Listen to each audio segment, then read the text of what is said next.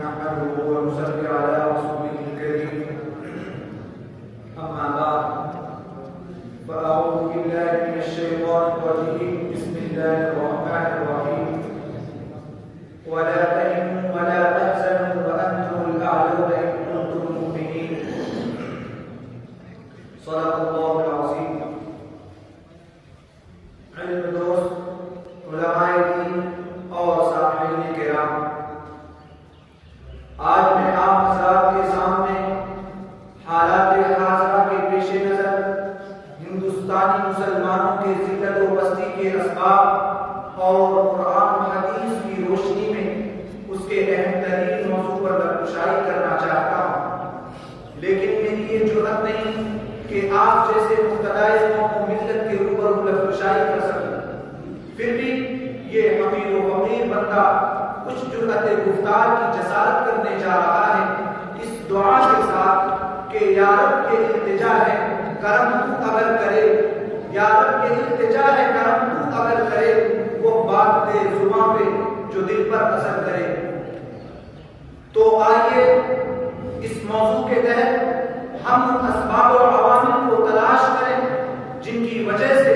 امت اسلامیہ کو ذلت و نفرت سے دوچار ہونا پڑا، طرح طرح کے مسائل و آلام کی چکی میں پسنا پڑا، ظلم و استبداد اور قتل و غارتگری کے گڈھے میں گرنا پڑا، جبر و تشدد اور فرقہ وارانہ فسادات کے پہاڑوں سے ٹکرانا پڑا. آج ہم غور کریں کہ آخر وہ کون سی وجوہات ہیں جن کی وجہ سے ہمارا اقتدار ہم سے جاتا رہا، عزت جاتی رہی، رعب و دبدبہ ختم ہو گیا، حاکم سے محکوم، آقا سے غلام اور والد سے مغلوب بننا پڑا. قرآن مقدس میں اللہ رب العزت نے مسلمانوں سے عزت و عظمت اور شان و شوکت کا وعدہ فرمایا ہے.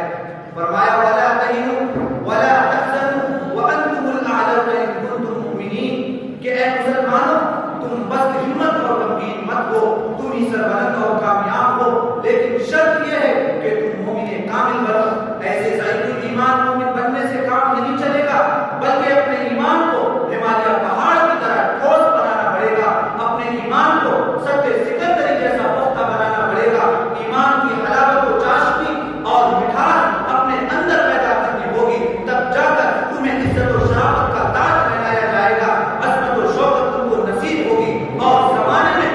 جنت بھی جاؤ گے، کامیابی اور کامرانی تمہارا استقبال کرے گا. حضرات، اللہ رب العزت کے وعدے کے مطابق پھر آج کیا وجہ ہے کہ مسلمانوں کو عزت و عظمت حاصل نہیں، شان و شوکت حاصل نہیں، حکومت و ریاست حاصل نہیں، امارت و فراست حاصل نہیں، جہاں بانی اور حکمرانی کا منصب حاصل نہیں؟ اس کا جواب یہ ہے کہ آج مسلمان حقیقی مسلمان نہیں رہے، آج مسلمان اپنے مسلمان ہونے کا جھوٹا دعویٰ کرتے ہیں، آج مسلمان صرف زبانی جمع خرچ کرنے والے رہ گئے ہیں، قوانین اسلام سے منہ موڑ کر، اسلام کے اصولوں کو توڑ کر اپنے آپ کو مسلمان پیش کرتے ہیں. آج مسلمان اسلام کے تمام زیوروں سے عاری اور خالی ہو کر کالے مسلط کی سزا بھگت رہے ہیں، سنت نبوی سے منہ موڑ کر در در کی ٹھوکریں کھاتے پھر رہے ہیں. ایک در کو انہوں نے ٹھکرایا تو آج تمام مخلوق کے خدا کے سامنے ذلیل و خوار ہو رہے ہیں. ایک خدا کے ٹوٹنے سے پوری دنیا ان سے ٹوٹ چکی ہے. حضرات، آج ہندوستان کا جائزہ لیجیے کہ ہندوستان کے گوشے گوشے میں مسلمانوں کا ظالمانہ قتل عام ہو رہا ہے. غارتگری، لوٹ مار، فتنہ اور فساد کا لاوا پوری طرح پھوٹ چکا ہے. یہ تنگ نظر دنیا مسلمانوں کو کم ہمت سمجھ کر ہر موڑ پر دبانے کی کوشش کر رہی ہے، اسے تیز نظروں سے دیکھ رہی ہے. کہیں ظلم و ستم کی چکی میں پیسا جا رہا ہے تو کہیں مصائب و تکالیف کے قید خانے میں بند کیا جا رہا ہے، تو کہیں رنگوں کے بجائے مسلمانوں کے خونوں سے گولیاں کھیلی جا رہی ہیں، تو کہیں ان کے معصوم بچوں کو تحقیق کر کے انہیں ستایا اور آزمایا جا رہا ہے، تو کہیں ان کی ماں اور بہنوں کی عصمت دری کر کے انہیں ذلیل و خوار کیا جا رہا ہے. دیویں چلتی ہیں تشدد کی فضا چھا جاتی ہے، دیویں چلتی ہیں تشدد کی فضا چھا جاتی ہے، تو وہ زنجیر کے شعلوں میں بہار آتی ہے. کتنے بچوں کے بلکنے کی آواز آتی ہے، کتنے ماؤں کے سسکنے کی آواز آتی ہے. حضرات، یہ وہی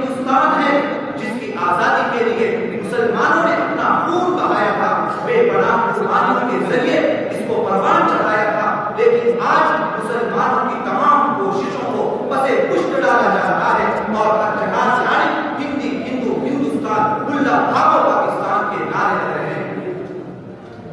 جب گلستان کو خون کی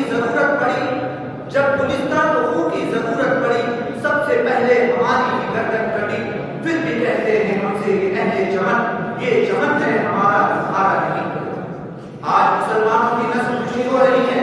تاکہ ہندوستان سے اسلام اور قرآن کا نام نشان ختم ہو جائے۔ آج اس ملک کے فرقہ پرست غداروں اور گنڈوں کا کہنا ہے کہ ہم مسلم عورتوں کی عصمت دری کر کے اس لیے انہیں قتل کر دیتے ہیں تاکہ ان سے مسلم نوجوان نہ پیدا ہوں، اس لیے کہ ہمیں ان کے چہرے میں محمد بن قاسم کا عزم، استقلال، غوری کی غیرت اور حمیت اور صلاح الدین ایوبی کی فراست ایمانی نظر آتی ہے۔ حضرات، آج بھی ہمارے اندر یقین کامل کی وہ کیفیت پیدا ہو جائے،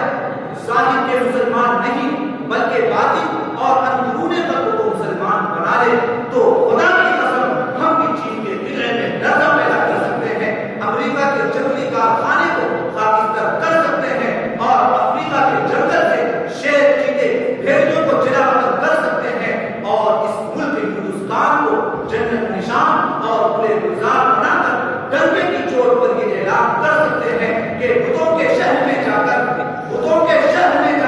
خدا کا نام لکھ دینا، جہاں پر کفر لکھا ہو وہاں اسلام لکھ دینا، اگر وہ صلح کے پھولوں کو پیروں سے کچل ڈالے تو شاخ گل کی ہر پتی پہ قتل عام لکھ دینا، لیکن شرط یہ ہے کہ وہ انتم الاعلون ان کنتم مؤمنین کو دل و دماغ میں رکھ کر اسلام کا سچا اور پکا شاہد بنے۔ وما توفیقی الا باللہ۔